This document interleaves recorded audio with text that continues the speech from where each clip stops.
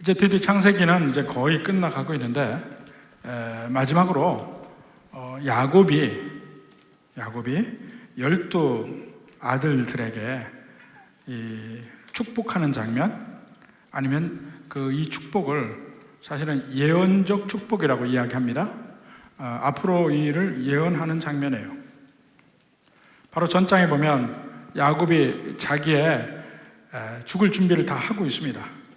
요셉의 두 아들을 자기에게 직접 입양을 했고, 또 요셉에게 자기의 뼈를 가나안 땅에 가서 묻어줄 걸 부탁을 했고, 이제는 모든 아들들을 불러 모았습니다. 그리고 이제 그들에게 일종의 축복 기도를 하는데, 이것이 예언적인 일입니다. 1절에 봅시다. 야곱이 그 아들들을 불러 이르되 너희는 모이라. 너희가 후일에 당할 일을 내가 너에게 이르리라. 후일에 당할 일. 근데 이 후일에 당할 일이라는 것이 그 아들들의 인생 동안에 당하는 일이 아니에요. 오히려 그 이후에 그들이 하나의 지파를 형성해서 이스라엘 민족을 이룰 텐데, 그 민족이 이루어진 이스라엘 민족의 각 지파들이 나름대로 그 운명을 달리합니다. 바로 근데 그것을 너희가 후일에 당할 일이라고 해요. 그러니까 그런 면에서 보면 12 아들과 그 아들들에게서 나오는 12 지파와는 일종의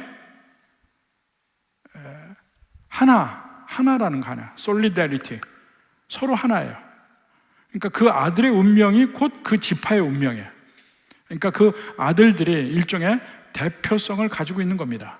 그러니까 주로 이렇게 그 한 그룹의 대표적인 면으로 성경에서 많이 이야기를 하죠. 아브라함도 그 아브라함의 모든 후손들의 대표로 아브라함이 있습니다.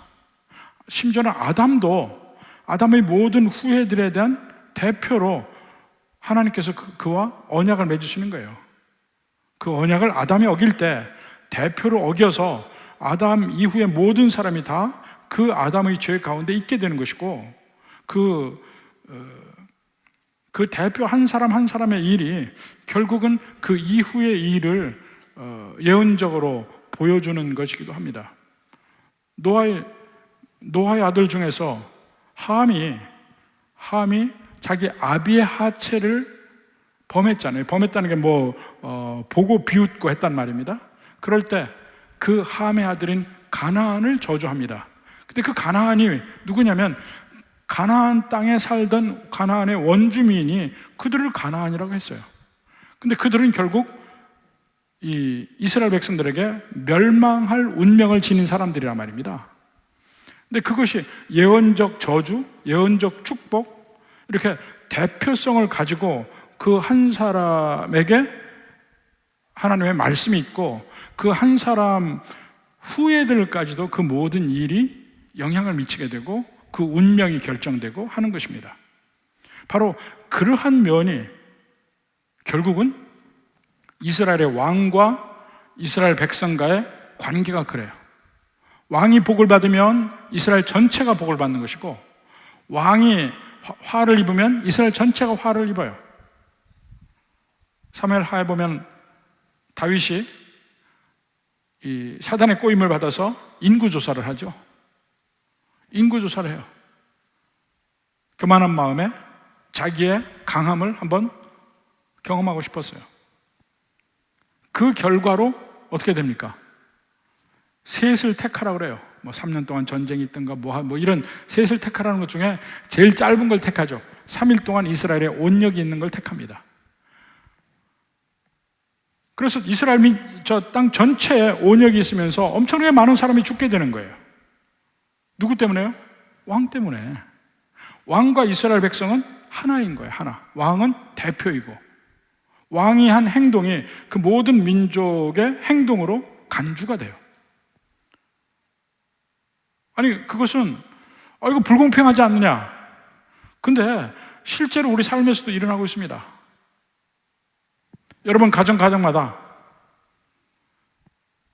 가장이 능력이 있으면 온 가족이 평안한 삶을 살아요. 가장이 거지 같으면 온 집안이 거지같이 살아. 운명을 같이 한단 말이에요. 왜냐하면 그게 가장 대표인데 그런 면이 특히 성경에 아주 많이 나타납니다. 근데 그게 결국은 어디까지 가냐면 예수님이 율법을 완벽히 지킴으로 예수님 안에 있는 우리가 율법을 지킨 걸로 간주되고, 예수님이 우리의 죄 때문에 대표로 십자가에 못 박혀 죽으시니까 우리가 이미 십자가의 죄값을 치른 것으로 간주가 되고, 그런 면이 계속해서 나타나요. 근데 여기서 야곱이 12아들들에 대해서 일종의 축복을 하는데, 복을 비는 내용이 사실은 예언적인 거예요. 꼭 그 가운데 좋은 일만 말하고 있지 않아요. 앞으로 당할 일을 너에게 이르리라. 당할 일. 그러니까 그 개인이 당하는 게 아니고 그가 대표로 되는 그 지파들이 당할 일을 얘기한 겁니다. 그래서 실제 어느 학자가 바로 그 면을 책으로 썼습니다. 제목이 야곱의 열둘이라는 제목이에요. 제이콥스 다즌이라는 제목의 책인데, 거기서 보면 실제 12지파의 그 운명이 이스라엘의 역사에서 어떻게 되었는지를 쭉 추적을 하고 야곱이 이야기한 이 예언적 축복과 어떻게 연관이 되는지를 쭉 얘기하는데, 다 그 야곱이 한 말대로 부족들이 다 되었다. 이게 결론이야. 그 책의 결론이. 그러니까 이삭도 야곱을 축복하죠. 야곱도 12아들을 축복하죠.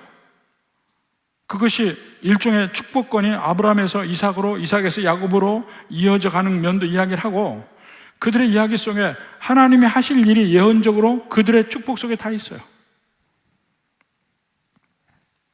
자, 이렇게 해서 이제 12아들에 대해서 이야기하는데, 그 형제들의 순서대로, 낳은 순서대로 제일 나이 많은 루벤에서부터 제일 나이가 적은 베냐민까지 순서대로 이야기를 합니다. 그런데 그 49장 전체가 28절, 27절까지가 전부 그 내용인데, 그 중에서 전부 그 축복의 내용이 3절부터 27절까지인데, 그 25개 절 중에서 이 유다와 요셉에 관한 내용이 10계절이에요. 사실 유다와 요셉이면 12아들 중에 2명이니까 6분의 1이어야 되잖아요. 25개 구절 중에서 10개 구절이야. 그러면 5분의 2예요. 아주 많은 절대적인 양을 두 사람에 관한 야곱의 예언적 축복이 차지하고 있다는 것, 그들이 중심이라는 것을 알 수가 있습니다. 여하튼 자, 이제 장자에서부터 봅시다. 이제 3절, 루벤아, 3절이죠. 루벤아, 너는 내 장자여, 내 능력이여, 내 기력의 시작이라. 맏아들이란 얘기죠. 위풍이 월동하고 권능이 탁월하다마는, 마치 칭찬 같은 얘기. 실제 루벤이 그랬어요. 근데 4절에 보니까 물의 끓음 같았은즉, 물의 끓음, 호로록 끓는단 말입니다. 그러니까 자기에게 능력을 호로록 태워버렸어요. 그게 뭐냐면, 너는 탁월하지 못하리니 내가 아버지의 침상에 올라 더럽혔음이로다. 그가 내 침상에 올랐었도다. 자, 여기서 보면 그러니까 루벤아 해놓고 너는 하고, 마지막에는 그가 내 침상에 올랐었다. 마치 타인을 대하듯이 야곱이 이야기를 합니다. 근데 그 맏아들이라는 개념이 지금처럼 뭐 늦게 낳는 맏아들이 아니기 때문에 맏아들이 거의 아버지하고 경쟁자 위치로 가는 경우가 많이 있습니다. 옛날에는 어려서 아이를 낳기 시작하면서부터 이렇게 하는데, 사실은 야곱의 그 삶에서 보면 성경에 나오는 그 큰 사건들에서 야곱의 아들들이 서로 합의하고 결정하고 이런 내용들에서 야곱의 영향력이 거의 없어요. 요셉을 파는 것도 그렇고 또 애굽에 갔다 오는 것도 그렇고 사실 야곱이 개입할 여지가 없습니다. 그러니까 그 아들들에 대해서는 사실은 야곱은 이미 힘을 잃었고 그 중에 아들들 중에 대장은 루벤, 시므온, 레위, 유다까지 이 네 아들이 대장인 거예요. 그래서 이미 아들이지만 힘이 있는 루벤에 대해서 이제까지 말을 안 했습니다. 그런데 이제 애굽에 와서 내려와서 지금 17년을 살았어요. 그리고 거기서는 든든한 요셉이 있어요. 내 아들 요셉이 있어요. 지금 야곱에게는 아들은 요셉과 베냐민밖에 없습니다. 그래서 비로소 자기가 죽기 직전에 루벤에 대한 자기의 마음속 진실을 이야기하고 있어요. 그 전에는 얘기를 안 했어요. 그가 안에 이제까지 루벤아 너 이렇게 얘기하다가 갑자기 거기서는 그가 내 침상에 올랐도다 이렇게 얘기합니다. 그래서 루벤은 탁월하지 못하다. 장자이지만 12지파 중에 머리의 위치나 리더적인 위치를 차지하지 못할 것이다. 근데 사실 그 루벤 자손은 애굽에서 나와서 요단 동편 땅, 지금의 시리아 땅이죠. 요단 동편 땅에 자리를 잡습니다. 두 지파 반이 가나안 땅으로 안 들어가고 요단 동편에 자리를 잡죠. 루벤 지파와 갓 지파와 므낫세 반 지파, 므낫세 지파 절반. 그런데 거기에 자리를 잡으면서 이제 그 지역을 트랜스조단이라고 합니다. 요단 건너편이라고 해서 트랜스조단 지역이라 하는데 예수님 당시에는 그 지역을 데가볼리라고 그랬어요. 데카폴리스, 10개의 도시가 있는 지역. 거기에 정착한 이후에 루벤은 한 번도 나오지 않습니다. 잊혀진 부족에 그냥 10지파가 어떻게 했다, 12지파가 어떻게 했다, 그럴 때는 끼겠지. 그렇지만 앞으로 나서서 루벤 지파가 얘기하는 적은 그 이후로 전혀 없습니다. 영적 리더십이 전혀 없어요. 지금 야곱이 이야기한 대로 루벤 지파가 그 길을 갑니다. 너는 탁월하지 못하리니 그대로 가요. 그 다음에 시몬과 레위 2번, 3번이죠. 자, 시몬과 레위에 대해서 이야기합니다. 5절, 6절, 7절 봐요. 시몬과 레위는 형제요, 그들의 칼은 폭력의 도구로다. 지금 세겜에 있었던 일을 얘기하는 거예요. 세겜에서 그 딸 디나가 강제로 겁탈당하고 강제로 결혼당할 위치에 있을 때 시몬과 레위가 주도해서, 그러니까 거기서도 야곱은 힘이 없어요. 이미 아들들이 다 주도적으로 합니다. 주도해서 그 세겜 사람들을 잔혹하게 죽입니다. 그럴 필요가 없었는데 거기서 야곱이 책망하죠. 너는 왜 그렇게 했느냐? 그 이상 말을 못해. 아주 힘이 없는 아버지가 이미 됐어요. 그때부터. 그러니까 그들이 우리 자매를 그렇게 함이 가한 줄 압니까? 오히려 아버지를 핀잔해. 그들의 운명에 대해서 이야기를 합니다. 내 호나 그들의 모의에 상관하지 말지어다. 그러니까 그 일을 주도적으로 그 세겜에서의 그 살육 사건을 벌인 것은 시므온과 레위예요. 이 두 사람이 서로 모의를 해서 그 일을 했단 말입니다. 그들의 모의에 상관하지 말지어다. 내 영광과 그들의 집회에 참여하지 말지어다. 그들이 분노대로 사람을 죽이고 그들이 혈기대로 소위 발목 힘줄을 끊었음이로다. 세겜에서 이를 얘기하는 거예요. 그 노여움이 혹독하니, 그러니까 그들이 행한 그 일이 너무 잔혹해서 그 노여움이 혹독하니 저주를 받을 것이라. 시므온과 레위는 저주를 받을 거예요. 분기가 맹렬하니 저주를 받을 것이라. 이 야곱의 예언적 축복이 시의 형식으로 되어 있습니다. 그래서 시의 운율을 맞춰서 비슷한 말을 두 번씩 반복하는 경향이 굉장히 있습니다. 자, 그래서 노여움이 혹독하니 저주를 받을 것이요 분기가 맹렬하니 저주를 받을 것이요. 이게 시의 독특한 구조예요. 내가 그들을 야곱 중에서 나누며 이스라엘 중에서 흩으리로다. 12지파가 전부 어느 지역을 배당을 받아서 그 지역에서 그 지파가 살게 되는데, 시므온과 레위는 그런 자리가 없어요. 야곱이 그렇게 예언을 한 거예요. 그들은 이스라엘에서 흩어져 살 것이라. 그러니까 그들에게 이쪽은 우리 땅이다 할 분깃이 없어지는 겁니다. 실제로 시므온 지파는 가나안 정복 직후에 어디 사는지 모르게 없어져요. 유다 지파 근처에 살았거든. 남쪽에, 제일 남쪽에 유다 지파 근처에 살았는데 거의 유다 지파에 흡수됐다고 봐요.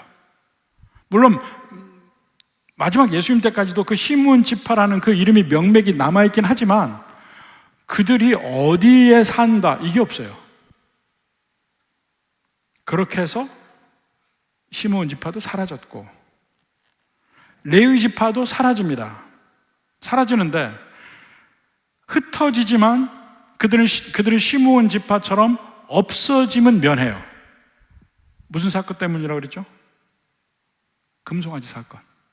출애굽기 33장, 34장에 금송아지 사건이 나오잖아요. 그 전까지는 이미 이 야곱의 예언대로 시므온 지파도 이스라엘 다 흩어져서 없어질 거고 레위 지파도 다 흩어져서 없어질 거예요. 그런데 금송아지 사건 때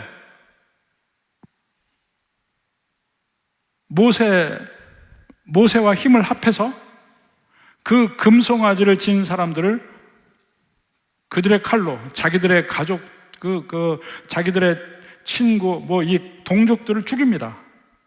수천 명을 죽이죠. 3천 명 이상을 죽입니다.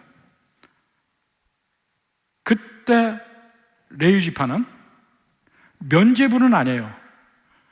흩어지는 거는 이건 그냥 있어요. 근데 흩어지지만 없어지지 않아요. 오히려 그 일 때문에 그들은 제사장의 지파가 되고 48개 성읍으로 전국에 흩어지지만 그들이 레위 지파의 성읍이 정확하게 있어요. 정확하게. 그리고 그들의 흩어짐을 통해서 오히려 이스라엘 전체의 영적 생활을 주관하는 위치에 가게 됩니다. 그러니까 여기서 받은 저주의 말 그대로 됐지만 그 속에서 그 저주의 진정한 효과는 무효가 된 거예요. 흩어졌지만 없어지지 않아요. 레위 지파도 분깃이 없어졌잖아요. 분깃이 없어졌어. 자기 땅을 받지 못했고 흩어지고 그랬는데 다행히 금송아지 사건 이후로 제사장의 지파가 되면서 하나님이 그들의 분깃이 됩니다. 그러니까 12지파 중에 레위 지파는 분깃이 없어졌어요. 그러니까 12지파가 11지파가 되는데 요셉이 에브라임과 므낫세 두 지파로 돼서 그렇게 12지파가 되고 레위 지파는 그들 가운데 분깃이 없이 따로 제사장의 지파가 되는 거예요. 그러니까 묘하게 시므온도 자기 분깃, 자기 땅이 없어진 거예요. 레위도 자기 땅이 없어요. 그런데 그런 가운데 레위 지파는 반전이 있었지. 금송아지 사건으로 하나님의 질투함으로 그 모든 금송아지에 있는 그 죄적인 면을 끊어버릴 때 오히려 그들은 보존을 받습니다. 이게 하나님이 어떻게 하시는지, 그러니까 이미 하나님이 야곱을 통해서 한 얘기를 뒤집진 않아요. 그러나 그 가운데에서 살아날 길은 주셔요. 시므온 지파는 그냥 없어졌어요. 자, 그 다음에 넷째 유다의 이야기가 나옵니다. 8절부터. 사실 12아들이 지금 야곱 앞에 있으면서 루벤 깨졌죠. 시므온, 레위 합해서 깨졌죠. 넷째 유다. 유다 자기 생각할 때 어땠겠어요? 자기도 잘한 게 없어. 자기도 잘한 게 없어. 이후에 어찌됐건 간에 자기 며느리에게 동침해서 베레스와 셀라를 낳았잖아요. 후손이 생겼지. 요셉의 일에도 애굽으로 파는데 주도적 역할을 한 것이 유다예요. 주도적 역할을 했어. 아마 이 루벤, 시므온, 레위, 유다 이 네 명이 처음에 레아의 첫 번째 사이클의 네 아들이라 가장 힘이 셌을 거예요. 이 넷이 다 모든 형제들을 다 좌지우지했었을 텐데 그 당시에는 유다가, 루벤이 잠깐 자리를 비운 사이에 유다가 요셉을 애굽에 팔아먹습니다. 애굽으로 가는 그 대상들에게 팔죠. 근데 그 이후에 그의 삶에 변화가 일어나요. 우선 다말가이, 며느리 다말가이 관계에서 처음에는 그 다말에게 잘못했죠. 자기 맏아들이 죽으니까 둘째 아들에게 시집을 보냈죠. 오난에게 시집 보냈는데 오난이 형의 아들을 낳기 싫어서 땅에다 설정을 하고 하나님이 그를 죽입니다. 그러니까 막내를 어리다고 주지 않고 다말을 친정으로 보내죠. 그러니까 유다가 거기서도 옳지는 않아. 비록 다말이 가나안 여자지만, 그러나 다말이 꾀를 내어서 시아버지와 동침을 하고 임신을 하니까 시아버지는 다말을 죽이려고 했죠. 그럴 때 동침할 때 받은 징표를 보이니까 유다가 그때 깨닫죠. 자기가 한 잘못을 깨닫고 다말이 나보다 더 의롭다고 이야기를 합니다. 창세기 38장 26절. 창세기 38장 26절 보면 유다가 그것들을 알아보고 이르되 그는 나보다 옳도다. 그것들을 알아본다는 얘기가 뭡니까? 동침할 때 준 증표, 자기 인장과 지팡인가? 그걸 알아보는 거예요. 내가 그를 내 아들 셀라에게 주지 아니하였음이로다. 인정해요. 또 나중에 애굽에 갔을 때 요셉이 그들을 시험하죠. 옛날 그 형들인가? 욕심 많고 질투하고 자기들만 생각하는 그 형제인가 시험을 할 때에 마지막 시험이 뭐였습니까? 베냐민을 잡아두려고 했죠. 베냐민을 잡아두려고 하니까 유다가 나서서 간곡하게 이야기합니다. 아버지에게는 아들이 둘 있습니다. 첫 번째 아들이 요셉인데, 그러니까 자기들은 아들도 아니야. 자기들 아들도 아니야. 아버지에게 아들이 요셉과 베냐민 둘이 있는데 첫 번째 아들은 없어졌고 이제 이 베냐민 하나 남았는데 얘까지 문제가 생기면 우리 아버지 못 삽니다. 그래서 강력하게 베냐민을 위해서 간청하고 나를 대신 잡아두시오. 이렇게까지 이야기하는 유다로 바뀌게 되죠. 그렇게 변화된 유다예요. 잘못에 관해서는 도토리 키재기이지만 나름대로 유다는 변화된 면이 있습니다. 근데 그것이 과연 그 면 때문에 유다를 택했냐? 그거는 아닌 것 같아요. 택한 사람으로서 그러한 변화를 경험한 거예요. 자, 그 유다에 대한 야곱의 예언적 축복을 한번 봅시다. 8절부터 유다야, 너는 내 형제의 찬송이 될지라. 보게 말이죠. 내 손이 내 원수의 목을 잡을 것이요. 그러니까 내 형제의 찬송이 될지라 하는 것은 다른 형제들이 너에게 머리를 숙일 것이다. 너를 경배할 것이다. 유다가 형제 중에 궁극적으로 진정한 우두머리가 될 것을 얘기하고, 내 손이 내 원수의 목을 잡는다. 그리고 내 아버지 아들들이 내 앞에 절하리로다. 사실 그 당시에는 누굽니까? 요셉이잖아요. 요셉의 꿈속에서 형들이 자기에게 절했잖아. 근데 그 일은 이루어졌어요. 이미 이루어졌어. 근데 앞으로 이루어질 일은 뭐냐면, 지파로서 얘기할 때 우두머리 지파는 유다라는 거야.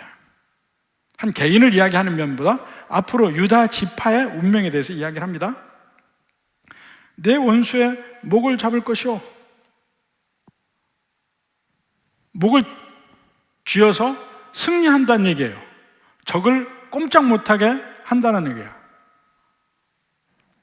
이 면이 이 다윗의 고백 속에 여러 번 나옵니다. 자, 사무엘하 22장 41절 봅시다. 다윗이 얘기해요.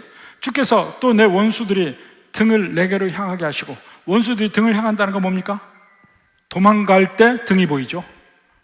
원수들이 내 앞에서 도망가게 해주시고, 내게 나를 미워하는 자를 끊어버리게 하셨음이니이다. 끊어버리겠다. 완전히 죽일 수 있게 했다. 완전히 없애버리게 했다. 또 시편 18편 40절도 봅시다. 또 주께서 내 원수들에게 등을 내게로 향하게 하시고 나를 미워하는 자들을 내가 끊어버리게 하였나이다. 거의 같은 말이에요. 다윗의 고백이야. 유다의 별이 다윗이에요. 유다의 별이. 그 다윗이 그렇게 고백하는 거야. 계속해서 이야기합니다.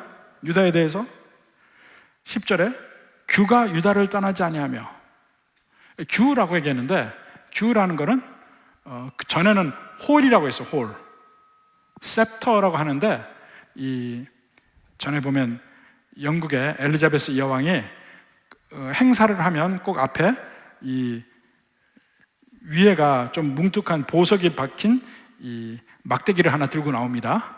그게 왕권을 상징하는 그 셉터예요. 셉터.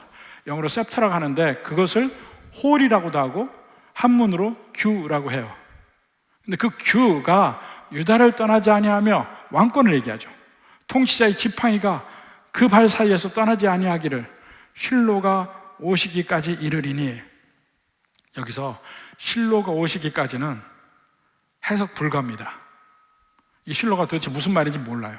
근데 단지 우리가 알 수 있는 것은 실로가 오시기까지 이르리니, 그 다음에 그에게 모든 백성이 복종하리로다 해서, 이 실로가 오시기까지는 메시아의 오심을 이야기한다고 대체로 이야기해요. 근데 그게 실로라는 말과 어떻게 연관이 되는지는 어떤 연관점이 없어요. 그래서 이거는 해석이 좀 불가한 것인데, 적어도 그 내용은 메시아가 올 때에는, 그 유다를 통해서 메시아가 올 때는 모든 백성이 그에게 복종할 것이다, 이렇게 해석을 합니다. 자, 그 다음에 이제부터 갑자기 유다 지파의 이야기가 아니고 그 메시아에 관한 이야기예요. 마지막 메시아에 관한 이야기. 11절 12절 봅시다. 그의 나귀를, 단수에 이제 그의 나귀를 포도나무에 매며 그의 암나귀 새끼를 아름다운 포도나무에 맬 것이며 또 그 옷을 포도주에 빨며 그 복장을 포도즙에 빨리로다. 이게 무슨 말입니까? 계속해서 포도가 나오죠. 포도나무. 근데 이때 나귀가 어떤 역할을 하냐면요, 그 포도에 즙을 짜는데 나귀가 일을 합니다. 이 연자맷돌 같은 데다해서 포도즙을 짜는데 나귀가 필요해요. 그러니까 포도나무 옆에 나귀가 있어야 돼.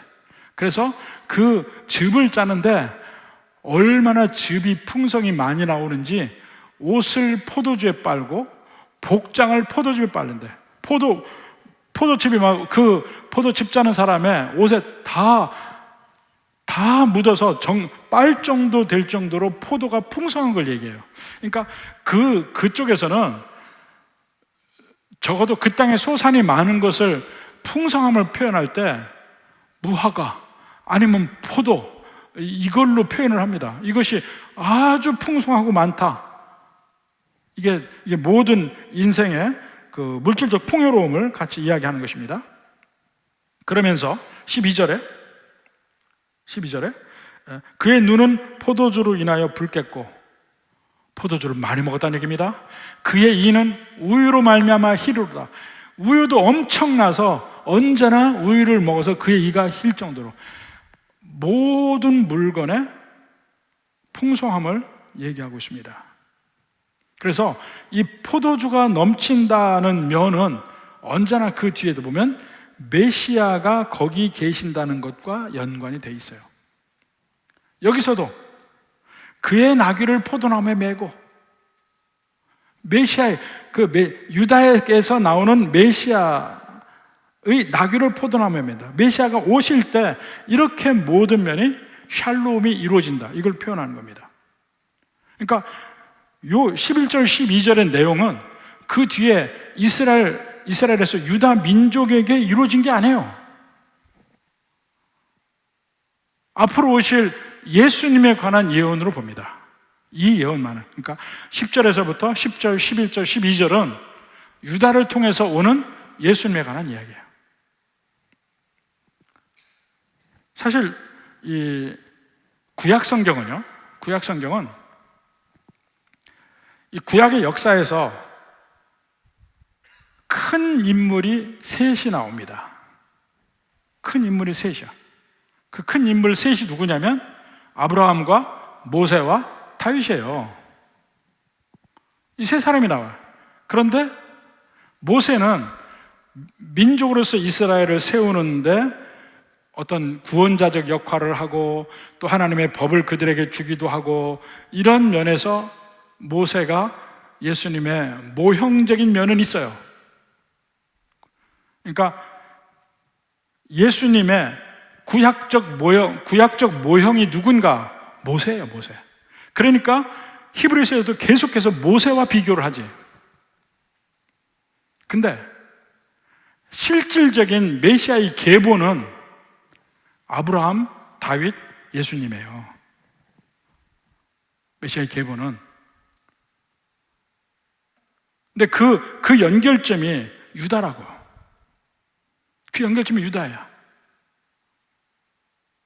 지난번에 창세기 38장 얘기할 때 얘기했죠? 거기서 베레스와 셀라가 나오잖아요. 베레스가 셀라가 바로 룻기 4장하고 연결이 돼요. 바로 보아스의 선친들이야. 조상들. 그럼 보아스는 누구냐면 다윗의 조상이야. 다윗의 증조 할아버지. 창세기의 아브라함과 이스라엘 왕국의 다윗과 연결하는 연결점이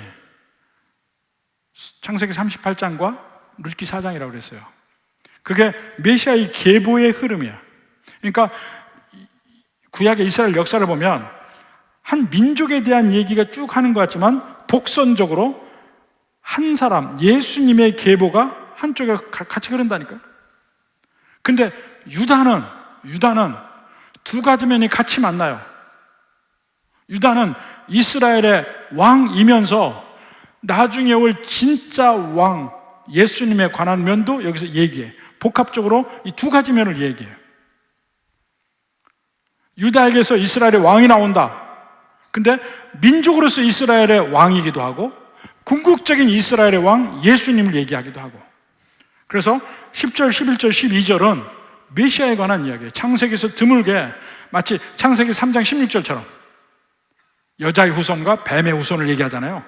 그것처럼 여기도 드물게 메시아에 관한 얘기를 창세기에서 하고 있는 거예요. 아직 알지도 못한 사이에 야곱의 입에서 메시아에 관한 이야기가 나오고 있는 겁니다. 그래서 그 상징으로, 그 심볼로 포도라는 면이 나와요. 포도주. 이 포도주가 바로 메시아의 오심과 연결된 상징이에요. 계속 11절에 나오잖아. 포도나무, 포도주, 포도즙.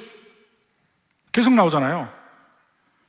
그 포도주와 메시아가 연관해졌어요. 왜냐하면 포도주는 구약에서 잔치의 상징이고 축복의 상징이에요. 포도주는. 그래서 마지막 날 있을 궁극적인 잔치를 얘기하고 그 일이 드디어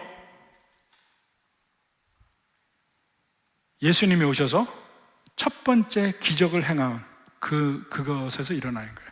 가나의 혼인잔치. 바로 이 메시아 예언이 드러나는 면이 예수님이 가나의 혼인잔치에서 물을 포도주로 바꾸는 그 장면에서 이미 여기서 메시아가 오심으로 말미암아 이루어질 천국잔치, 그것을 상징적으로 보여주고 있어요. 포도주가 넘친다는 개념, 메시아가 거기 있다는 거야. 그래서 기쁨이 있는 잔치가 있다는 겁니다. 참고로 이렇게 얘기하면 야, 포도주 좋은 거네, 이렇게 얘기할까봐 이 포도주의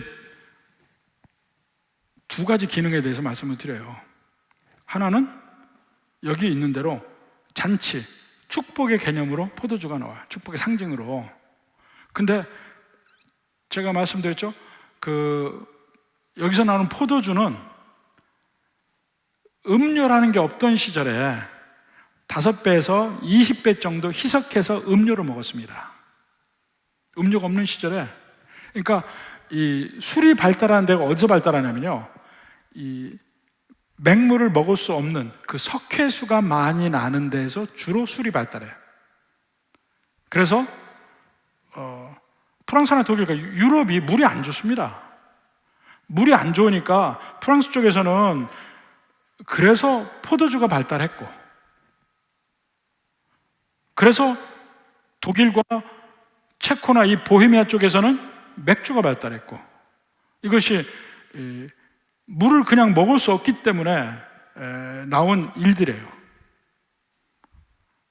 그러니까 옛날에도 이 포도주가 이중적인 면이에요. 하나는 즐거움의 상징이고 또 다른 면은 먹어서는 안 되는 그런 걸로 나오는데, 이때는 대개 이렇게 희석한 포도주라기보다는 희석 안 한 술, 그 독주라는 면에서 이야기를 많이 합니다. 그래서 전혀 다른 두 가지 의미가 구약에 있어요. 여러분 새겨들으십시오. 하나는 지금 얘기한 기쁨의 상징이라고 얘기했죠. 축제 또는 잔치를 상징하고 결국 천국 잔치까지 연결되는 의미, 상징적 의미가 포도주예요. 또 다른 면은 포도주에 취하는 것의 폐해를 잠언서에서 계속 이야기합니다. 한번 봅시다. 잠언서 20장 1절. 포도주는 거만하게 하는 것이요, 독주는 떠들게 하는. 이 독주라는 게 뭐냐면 희석하지 않은 포도주를 얘기해요. 오늘날도 다 희석하지 않은 포도주죠. 이것을 20배 물을 넣는다고 생각해 봅시다. 이게 술의 기능이 있는가? 그렇지만 오히려 술의 기능보다는 살균된 먹을 수 있는 물, 음료수 정도로 생각을 할 수 있습니다. 독주는 떠들게 하는 것이라 이에 미혹되는 자마다 지혜가 없느니라. 또 다르면 그 다음에 23장 31절. 포도주는 붉고 잔에서 번쩍이며 순하게 내려가나니. 이거 보니까 제가 생각이 나는데, 제가 어려서 제가 살던 동네에 이제 시내 중심가 쪽이니까 가정집들도 쭉 있고 가게들도 있잖아요. 근데 그 중에 하나가 제 친구네 집이 술을 팔았어. 대포집이야. 그냥 술을 파는 집이야. 그냥 막걸리 팔고 뭐 하는 집인데, 걔네들 그 집에 애들도 있잖아요. 옛날에 다 어려웠던 시절이야. 어느 날 와가지고 막 노래를 부르는 거야. 뭐 얘기하면서 밥은 바빠서 못 먹고, 죽은 죽어서 못 먹고, 술은 술술 내려간다. 이걸 불러. 들어보셨어요? 그런 노래를 있어요. 옛날에. 들었는지 안 들었는지 모르겠네. 그러면서 그런 노래를, 여기 보니까 술은 순하게 내려간대. 순하게 내려갑니까? 예. 순하게 내려가니, 그 다음에, 왜, 계속 보여주십시오. 너는 그것을 보지도 말지어다. 그래서. 그러니까, 개개인의 삶에서 술의 역할을 얘기하는 거예요. 그러니까, 이런 말이 있잖아요. 처음에는 사람이 술을 먹고, 술을 먹고, 술이 사람을 먹는다고.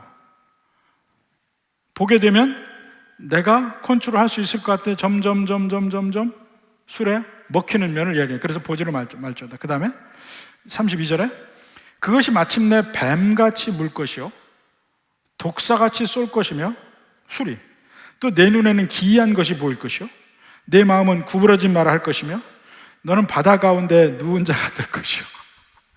누웠는데 둥둥 떠 있는 기분이야. 아마 이 기분이 뭔지 아실 분은 있을 거야. 바다 가운데 누운 자 같을 것이요 돛대 위에 누운 자 같을 것이요. 그런 말 하죠. 집에 가는데 자꾸 전봇대가 자기를 따라온대. 예? 이런 말 하는 사람 있습니다. 이런 거야. 바다 가운데 누운 자 같이요 돛대 위에 누운 자 같을 것이요. 또 내가 스스로 말하기를 사람이 나를 때려도 나는 아프지 아니하고, 수많은 사람 안 아파요. 나를 상하게 하여도 나는 감각이 없도다. 감각이 없죠. 내가 언제나 깰까 다시 술을 찾겠다 하리라.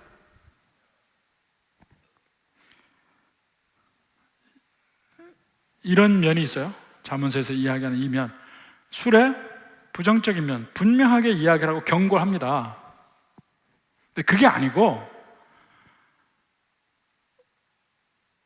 음료수가 없는 시절에 술은 희석을 해서 나눌 때 이것만이 유일한 음료수고 기쁨을 주는 것들이었어요. 그런 면에서 구약성경에서 계속해서 어떤 잔치의 상징으로 포도주라는 게 있는 겁니다. 그러니까 그 포도주는 항상 이 11절, 11절에 있듯이 계속 풍성함과 잔치와 기쁨의 상징을 얘기하고 있습니다. 근데 이 포도주의 이 면이 예수님에게 와서 새로운 면을 보여줍니다. 새로운 면을. 그게 뭐냐면 최후의 만찬 때 포도주에 대고 뭐라 합니까? 이 잔은 내 피라. 내 피라. 예수님이 사실은 구약에도 그 포도주의 붉은 것이 피를 상징하는 면이 조금 나오긴 해요, 선지서에서. 근데 예수님이 정식으로 이것은 내 피라. 드디어 이 포도주가 새로운 의미를 갖기 시작했어요. 누구에게요? 믿는 자들에게. 우리가 성찬을 하죠. 성찬을 할 때 포도주로 합니다. 실제 포도주예요, 우리가 하는 것들이. 근데 이 포도주가 두 가지 의미라니까요. 함께 성도들끼리 포도주를 나누는 것은 천국 잔치를 상징해요. 첫 번째로는 예수님 안에서 우리가 천국에서 우리가 있을 천국 잔치의 상징이 이 포도주야. 구약에 계속해서 잔치의 상징, 풍성함의 상징이거든요. 또 다른 면은 예수님의 피를 이야기해요. 그 잔치가 예수님의 피를 통하지 않고는 얻을 수 없는 거야. 그 예수님의 죽으심을 우리가 인정하고 예수님의 죽으심과 내가 하나가 되는 게 포도주를 마시는 행위예요. 성찬에서 이 두 의미가 들어가는 거예요. 그러니까 개인적으로 술 마시는 면에 위험은 따로 하고, 구약성경에서 계속 포도주는 지금 벌써 창세기 49장 11절에서 이야기하듯이 풍성함과 축복과 잔치의 상징이에요. 성만찬이 우리 그거 상징한다니까요.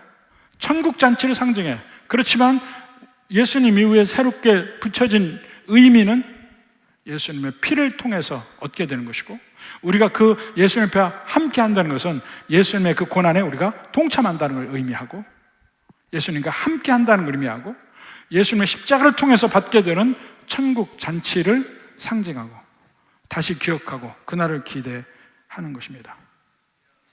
그래서 이 유다의 예언에는 너를 통해서 앞으로 포도주로 상징되는 축복이 있으리라, 내 후손에 나오는 그를 통하여서, 그런 메시아의 예언을 유다에서 합니다. 1차적으로 왕으로는 다윗에게서 이루어져요. 다윗에게서. 좀 궁극적으로는 예수님에 관한 이야기예요. 끊임없이 말씀을 통해서 우리에게 하나님의 계획을 드러내 주십니다. 희미한 것 같아. 그렇지만 시간이 흐르면서 점점 그 면이 명확하게 보이기 시작하는 것입니다. 그래서 역사 속에서 조금씩 그렇지만 확실한 발걸음으로 구원을 향한 하나님의 발걸음이 오게 되는 것입니다. 그 안에 인간의 여러 가지 다양한 면이 나타나, 인간의 연약함, 인간의 무지함, 인간의 죄악됨 다 뭉뚱그려 있는데도 불구하고 그 속에 들여다보면 그 밑에 마치 흐르는 강처럼 하나님의 역사를 인도하심이 있는 거예요. 지금 우리의 삶을 봐도 마찬가지잖아. 얼마나 인간들이 악합니까? 얼마나 이 세상이 혼탁합니까? 어떻게 해서 이상적인 사회가 이루어질지도 모르는 이런 상태. 그리고 우리 개인의 삶 속에서는 아무리 해도 진도가 안 나가고 내가 바라는 그것은 얻을 수가 없고 뭐 이런 것이 많이 있다 할지라도 역사는 갑니다. 어디로 가냐면 하나님이 인도하신 대로 가요. 그리고 그 인도하심 역사 속에서 확실하게 우리에게 약속하신 것은 하나님 지키십니다. 그걸 믿고 가는 거예요. 비록 우리 눈에 안 보이지만, 비록 우리는 지금 힘든 가운데 있지만 하나님의 때가 되면 하나님의 일은 이루어지게 돼 있어요. 그거 믿고 갑니다. 어떠한 환경에서도 절망할 일도 아니고 낭망할 일도 아니고 그냥 하나님이 이 일을 해결해 주시겠지 하고 그냥 덤덤하게 사세요. 덤덤하게 사세요. 뭐 하나 있다고 막 너무 지나치게 기뻐할 것도 아니고, 뭐 하나 잘못됐다고 막 낭망하고 절망할 것도 아니고 덤덤하게 사세요. 그냥 하나님의 때를 기다리며 사세요. 그럴 때 알게 모르게 주시는 하나님의 은혜의 평강이 여러분의 마음을 덮을 것입니다. 그 은혜가 충만하기를 주님의 이름으로 축원합니다.